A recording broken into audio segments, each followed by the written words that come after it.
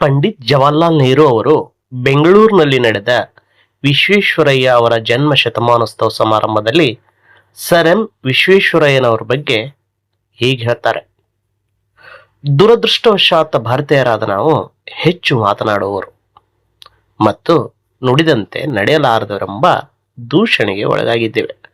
ತಾವು ಈ ಮಾತಿಗೆ ಬಹುದೊಡ್ಡ ರೀತಿಯಲ್ಲಿ ಹೊರತಾಗಿದ್ದೀರಿ. ತಾವು ಕಡಿಮೆ ಮಾತನಾಡಿದ್ದೀರಿ, ಹೆಚ್ಚು ಕೆಲಸ ಮಾಡಿದ್ದೀರಿ. ಅದನ್ನು ನಾವು ತಮ್ಮಿಂದ ಕಲಿಯೋಣ. ನೆಹರೂರವರ ಒಂದೊಂದು ಮಾತುಗಳು ಸರ್ ಎಂ ವಿ ಅವರಿಗೆ ಅಕ್ಷರಶಃ ಸಲ್ಲುತ್ತಿದ್ದವು.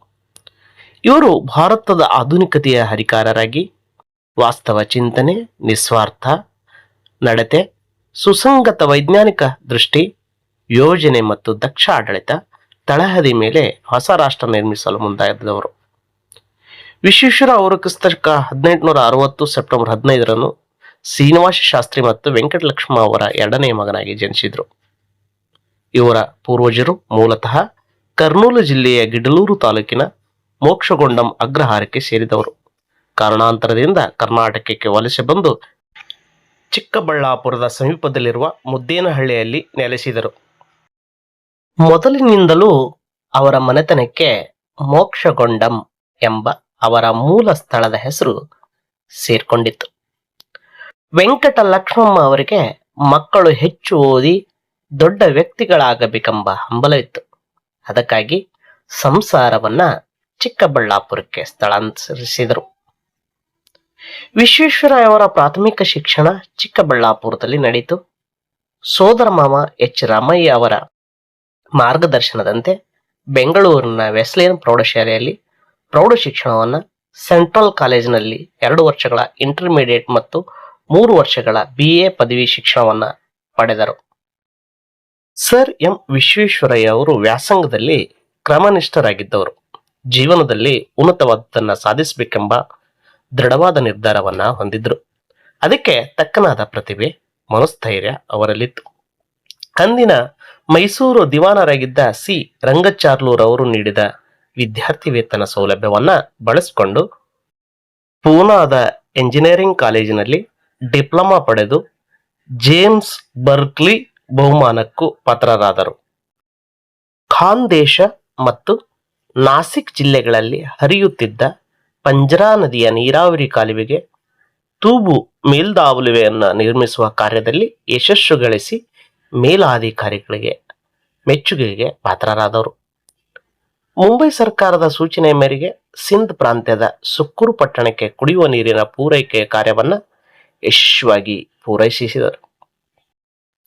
ಅಂದಿನ ಮುಂಬೈ ಪ್ರಾಂತದ ಗವರ್ನರ್ ಆಗಿದ್ದ ಲಾರ್ಡ್ ಸಂಡ್ ಹರ್ಸ್ಟ್ ಅವರು ಇವರನ್ನು ಮುಕ್ತ ಕಂಠದಿಂದ ಹಾಡಿ ಹೊಗಳಿದರು.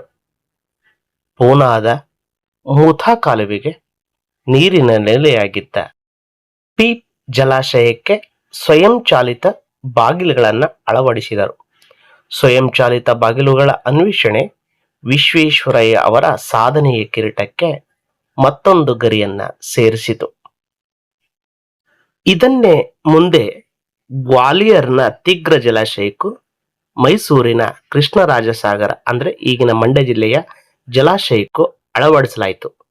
ಮುಂದೆ 4 ವರ್ಷಗಳ ಕಾಲ ಮುಂಬೈ ಪ್ರಾಂತ್ಯದ ಸ್ಯಾನಿಟರಿ ಇಂಜಿನಿಯರ್ ಆಗಿ ನೇಮಕಗೊಂಡರು. ಈ ಹುದ್ದೆಗೆ ನೇಮಕವಾದ ಪ್ರಥಮ ಭಾರತೀಯರು ಎಂಬುದು ಗಮನಾರ್ಹ ಅಂಶ ಅನ್ನೋದನ್ನ ಇಲ್ಲಿ ಗಮನಿಸಬೇಕು. ಪುಟಿಯುವ ಚೈತನ್ಯ, ನಾಳೆ ಮಾಡುವುದನ್ನ ಇಂದೇ ಮಾಡು, ಇಂದು ಮಾಡುವುದನ್ನ ಈಗಲೇ ಮಾಡಬೇಕೆಂಬ ತುಡಿತ ಅವರದಾಗಿತ್ತು. ಹೈದರಾಬಾದ್ ನಗರಕ್ಕೆ ಈಸಿ ಮತ್ತು ಮೂಸಿ ನದಿಗಳ ಪ್ರವಾಹದಿಂದ ಅಪಾರ ನಷ್ಟ ಸಂಭವಿಸುತ್ತಿತ್ತು. ಅದನ್ನು ತಡೆಯಲು 2 ನದಿಗಳಿಗೂ ಪ್ರತ್ಯೇಕ ಜಲಾಶಯ ನಿರ್ಮಿಸುವುದರ ಮೂಲಕ ಸಮಸ್ಯೆಯನ್ನ ಬಗೆಹರಿಸಿದರು.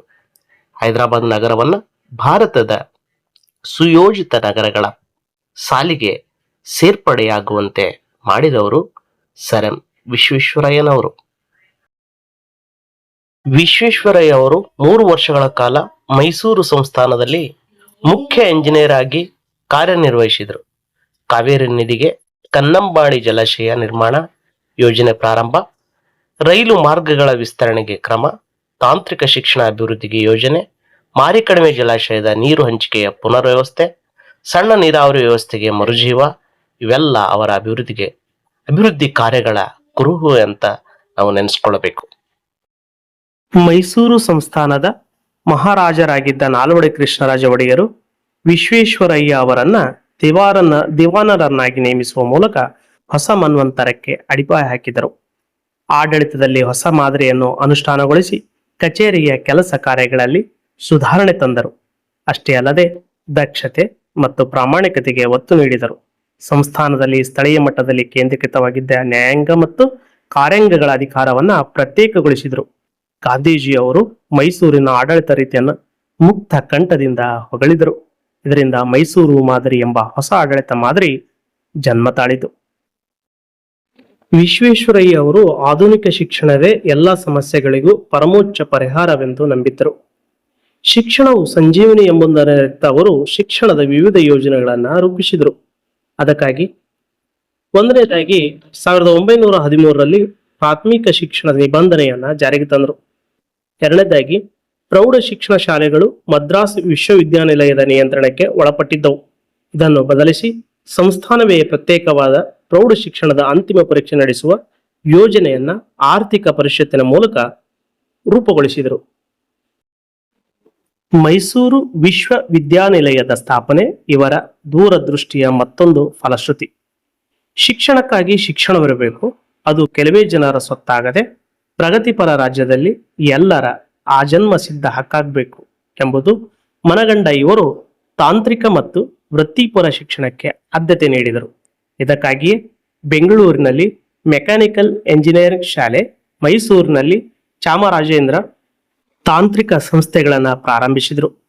ಏಕೀಕೃತ ಕರ್ನಾಟಕದ ರಚನೆ ಮತ್ತು ಕನ್ನಡ ಭಾಷೆ ಹಾಗೂ ಸಾಹಿತ್ಯಗಳ ಬಗ್ಗೆ ಸಾರ್ವಜನಿಕರಲ್ಲಿ ಉಂಟಾಗಿದ್ದ ಒಲವನ್ನು ಮನಗಂಡು ಕನ್ನಡ ಸಾಹಿತ್ಯ ಪರಿಷತ್ತನ್ನ ಸ್ಥಾಪಿಸಿದರು. ಇವರ ಕಾಲದ ಮತ್ತೊಂದು ಮಹತ್ವದ ಸಾಧನೆ, ವಿಶ್ವೇಶ್ವರಯ್ಯ ಅವರು ಕೈಗಾರಿಕೆಗೆ ಅಗ್ರ ಪ್ರಾಶಸ್ತ್ಯ ನೀಡಿದ್ರು. ಕೈಗಾರೀಕರಣ ಇಲ್ಲವೇ ಅವನತಿ ಎಂಬ ಘೋಷಣೆ ಮಾಡಿದರು. ಭದ್ರಾವತಿಯ ಕಬ್ಬಿಣ ಮತ್ತು ಉಕ್ಕು ಕಾರ್ಖಾನೆಯನ್ನು ಸ್ಥಾಪಿಸುವುದು ಅವರ ದೊಡ್ಡ ಗುರಿಯಾಗಿತ್ತು. ಇದಲ್ಲದೆ ಹಂಚಿನ ಕಾರ್ಖಾನೆ, ಮೂಳೆ ಮತ್ತು ಗೊಬ್ಬರ ತಯಾರಿಕಾ ಸ್ಥಾವರ, ಸಕ್ಕರೆ ಕಾರ್ಖಾನೆ, ಔಷಧಿ ತಯಾರಿಕಾ ಘಟಕ, ಗಂಧದ ಎಣ್ಣೆ, ಬೆಂಕಿ ಕಡ್ಡಿ ಹಾಗೂ ಕಾಗದದ ಕಾರ್ಖಾನೆಗಳನ್ನು ಸ್ಥಾಪಿಸಲಾದವು. ಸೋಪು ಹಾಗೂ ಲೋಹ ತಯಾರಿಕೆ, ಕಲೆ ಮತ್ತು ಕರಕುಶಲ ಡಿಪೋ, ಕೃಷ್ಣರಾಜೇಂದ್ರ ಬಟ್ಟೆಗಿರಣಿ, ಕಾಗದದ ತಿರುಳು, ರಟ್ಟು, ಪೆನ್ಸಿಲ್, ಬೆಂಕಿ ಕಡ್ಡಿ ಮತ್ತು ಪೀಠೋಪಕರಣಗಳ ತಯಾರಿಕಾ ಘಟಕಗಳು, ಹೀಗೆ 100 ಕೈಗಾರಿಕೆಗಳು ಪ್ರಾರಂಭಗೊಂಡವು. ರಾಜ್ಯದ ಆರ್ಥಿಕ ಚಟುವಟಿಕೆಗಳಿಗೆ ಭದ್ರ ಬುನಾದಿ ಹಾಕುವ ಉದ್ದೇಶದಿಂದ ಹಣಕಾಸು ನೀತಿಯಲ್ಲಿ ಅನಂತರ ಮಾರ್ಪಾಡು ಮಾಡಿದರು. ಇದಕ್ಕಾಗಿ 1913ರಲ್ಲಿ ಮೈಸೂರು ಬ್ಯಾಂಕ್ ಅನ್ನು ಸ್ಥಾಪಿಸಿದರು. ಉಳಿತಾಯ ಬ್ಯಾಂಕ್ಗಳು ಅಸ್ತಿತ್ವಕ್ಕೆ ಬಂದವು. ಕೈಗಾರಿಕೆಗಳ ಅಭಿವೃದ್ಧಿಗೆ ಫೀಡರ್ ಬ್ಯಾಂಕ್ ಹಾಗೂ ಕೈಗಾರಿಕಾ ಹೂಡಿಕೆ ಮತ್ತು ಅಭಿವೃದ್ಧಿ ನಿಧಿಗಳು ರಚಿತಗೊಂಡವು. ಸಾರ್ವಜನಿಕ ಜೀವ ವಿಮಾ ಯೋಜನೆ ಜಾರಿಗೆ ತಂದರು. ರೈತರಿಗೆ ಹಾಗೂ ಕರಕುಶಲ ಕೆಲಸಗಾರರಿಗೆ ಸಾಲದ ಸೌಲಭ್ಯ ನೀಡಲು ಸಹಕಾರಿ ಕ್ಷೇತ್ರವನ್ನ ಬಲವರ್ಧನೆಗೊಳಿಸಿದರು. ಪ್ರಾಂತೀಯ ಸಹಕಾರಿ ಬ್ಯಾಂಕ್ಗಳನ್ನು ಸ್ಥಾಪಿಸಿದರು. ರಾಜ್ಯದ ಆಸ್ತಿಯನ್ನು ಹೆಚ್ಚಿಸಿ ಆದಾಯ ತರುವುದರ ಮೂಲಕ ಅಭಿವೃದ್ಧಿ ಕಾರ್ಯಗಳ ಪ್ರಭಾವವನ್ನು ಅಳೆಯಲು ಅನುಕೂಲವಾಗುವಂತೆ ಆಯವ್ಯಯದಲ್ಲಿ ಹೊಸ ದೃಷ್ಟಿಕೋನವನ್ನ ಕಂಡುಕೊಂಡರು. ಗೊಮ್ಮಟ ವ್ಯಕ್ತಿತ್ವದ ದಾರ್ಶನಿಕ ನೇತಾರರಾಗಿ ಆಡು ಮುಟ್ಟದ ಸೊಪ್ಪಿಲ್ಲ ಎಂಬ ಗಾದೆ ಮಾತಿನಂತೆ ಬೆಳೆದ ವಿಶ್ವೇಶ್ವರಯ್ಯವರಿಗೆ ಬ್ರಿಟಿಷ್ ಸರ್ಕಾರ ಸರ್ ಪದವಿಯನ್ನು ನೀಡಿ ಗೌರವಿಸಿತು. ಅವರ ಸಾಧನೆಯನ್ನು ಗುರುತಿಸಿ ಭಾರತ ಸರ್ಕಾರ ದೇಶದ ಅತ್ಯುನ್ನತ ಭಾರತ ರತ್ನ ಪ್ರಶಸ್ತಿಯನ್ನು ಸಲ್ಲಿಸಿತು. ದೇಶದ ಹಲವಾರು ಪ್ರತಿಷ್ಠಿತ ಸಂಸ್ಥೆ ಹಾಗೂ ವಿಶ್ವವಿದ್ಯಾಲಯಗಳು ಸದಸ್ಯತ್ವ ಹಾಗೂ ಗೌರವ ಡಾಕ್ಟರೇಟ್ ಪದವಿಗಳನ್ನು ನೀಡಿ ಗೌರವಿಸಿದವು. ಮಹಾನ್ ಆಡಳಿತಗಾರರಾದ ಇವರ ಶತಮಾನೋತ್ಸವದ ಸವಿನೆನಪಿಗಾಗಿ ವಿಶೇಷ ಅಂಚೆ ಚೀಟಿ ಬಿಡುಗಡೆ ಮಾಡಲಾಯಿತು. ಮೈಸೂರು ಸಂಸ್ಥಾನದ ದಿವಾನ ಹುದ್ದೆಯಿಂದ ನಿವೃತ್ತಿಯಾದ ಅನಂತರವೂ ದೇಶ ಸೇವೆಯ ಪಥದಲ್ಲಿಯೇ ಸಾಗಿದರು. ತಮ್ಮ ಪರಿಪಕ್ವ ಅನುಭವವನ್ನು ದೇಶದ ಅಭಿವೃದ್ಧಿಗಾಗಿ ಬಳಸಿಕೊಂಡರು. ಸಾಹಿತ್ಯ ಸೃಷ್ಟಿಯನ್ನು ಮಾಡಿದ್ದಕ್ಕೆ ನಿದರ್ಶನ ಅವರ reconstructing India, plans economy for India ಹಾಗೂ ಅವರ ಆತ್ಮಚರಿತ್ರೆ memories of my working life, nation building plan for India ಕೃತಿಗಳು. ಸೆಪ್ಟೆಂಬರ್ 15, 1960ರಂದು ಶತಮಾನೋತ್ಸವ ಅಭಿನಂದನೆ ಸರ್ MV ಅಭಿನಂದನಾ ಗ್ರಂಥವನ್ನ ಪ್ರಕಟಿಸಲಾಯಿತು. 102 ವರ್ಷಗಳ ತುಂಬು ಜೀವನ ಪೂರೈಸಿದ ಸರ್ MV ಅವರು 1962ರಲ್ಲಿ ಇಹಲೋಕ ತ್ಯಜಿಸಿದರು. ಇವರ ಹುಟ್ಟುಹಬ್ಬದ ಸವಿನೆನಪಿಗಾಗಿ ಇಂದಿಗೂ ಎಂಜಿನಿಯರ್ಸ್ ದಿನಾಚರಣೆಯನ್ನ ಮಾಡಲಾಗುತ್ತದೆ.